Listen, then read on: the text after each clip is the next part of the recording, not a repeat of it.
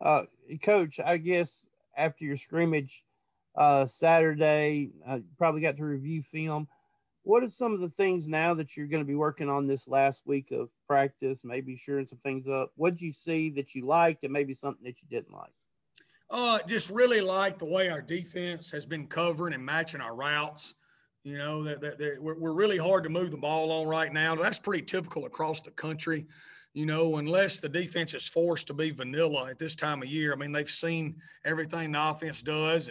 But man, our defense, our defensive staff, Coach Armstrong and company, and our kids have really embraced getting back to the nasty bunch. And they've really done a lot of good things. You know, we moved the ball offensively.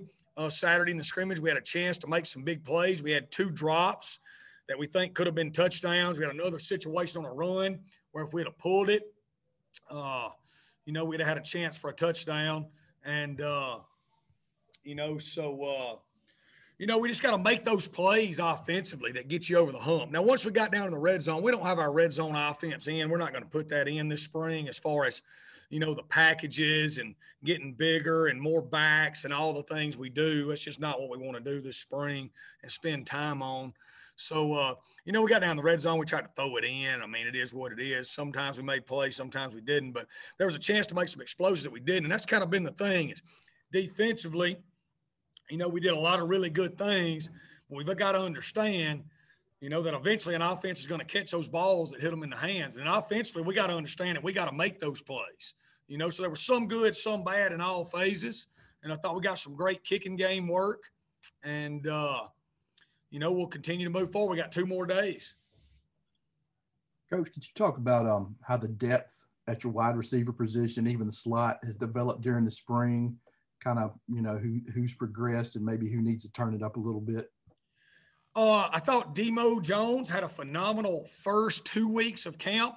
I thought he had several drops here lately. Now, I thought he bounced back today and had a great day again. And we think he's a guy that can be a really good player, but he's got to do it. Obviously, Jason Brownlee is playing at a high level. We think he can continue to get better and better. Brad Dennis is a young man that's come along and doing some good things. Shirty Robinson had a really good day today. Daquan Bailey-Brown's a young man that's had a great spring. And, you know, so he's an explosive young man. And then, man, we think we're really good at tight end, you know, and that adds to the passing game. And you know, so Luke Baker, Grayson Gunner, and Cole Cavallo specifically have had really good springs. We think they're going to bring a lot to the passing game. Coach, can you give us kind of an idea what the structure is going to be like Saturday? Is going to be pretty similar to what y'all been doing throughout spring? Yeah, it's going to be a practice where we scrimmage. You know, we're going to do some fun special teams drills that are competitive, that put our kids in one-on-one situations where our crowd can see somebody like Jason Brownlee going against Jay Stanley and Malik Shorts going against Shirty Robinson. You know what I mean? In special teams one-on-one situations, we're going to do some red zone one-on-ones with the wideouts and DBs. We'll do some one-on-one pass rush in front of the crowd. It'll be highly competitive. And then we'll go 11 on 11, you know. So it's going to be a practice that's going to be highly competitive, whether it's 11 on 11 or one-on-one for our fans. There'll be a lot of juice and a lot of energy. And I think it'll be a really fun day, you know, for our fans. Coach Bailey-Brown in the slot, is he a guy that you think can make a guy miss in the middle of the field, or what can he bring to the slot? He is. You know, he's a young man that's really explosive, and he works extremely hard, and he's a really good kid. You know, so the future's bright for him. He's put a lot of time into it, Patrick. Coach, I know it may be a little early to ask this, but looking at spring now, do you foresee, and I mean, it may be too soon, but do you foresee any chance where you're going to be looking at some of the freshmen and new guys you have coming in to compete immediately this fall? Are you going to be looking at some of them to step into some roles? Every kid we recruit, Heath, you know, we tell them we're always about competition here. You know, that's our fourth core value is always compete. So everybody's going to be given a chance. You know, Ty Keys is going to be given a chance to compete for the starting job at quarterback. Well, if we'll do it at quarterback, we'll do it everywhere. You know, so we feel like we signed a great group of young guys. We're going to get them in here in the summer and start teaching them our language. and we're going to be putting them in positions where they can compete and grow in those roles. So, yeah, we're bringing every one of them in here to play, but we won't waste a year on them on just a few snaps either. We don't want to do them a disservice down the road. So the best player is going to play at Southern Miss as long as I'm the head coach here, no matter how old he is.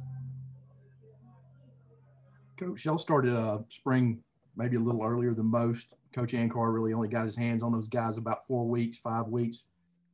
Just looking at the calendar, he's going to be able to get with those guys for a solid 4 months. Can you talk about that a little bit? Yeah, so we spent the first 4 weeks building our culture and getting in shape. Then we've maintained it and gotten a little stronger through spring. Now we'll take the next 5 weeks, Glenn, and really focus on getting as explosive and as strong as we can. Then we'll go into the summer and start tapering back to getting in shape. So we'll go into this, we got a really fun 5 weeks coming. We're really going to try to get as bowed up and strong and as explosive as we can. We're looking forward to this time with them. Coach, I know you still got a couple of practices, but what you talk about getting in shape, but on the field, what areas do you really feel like y'all are going to have to kind of address this summer going into the fall? What's got to be a big focus for y'all?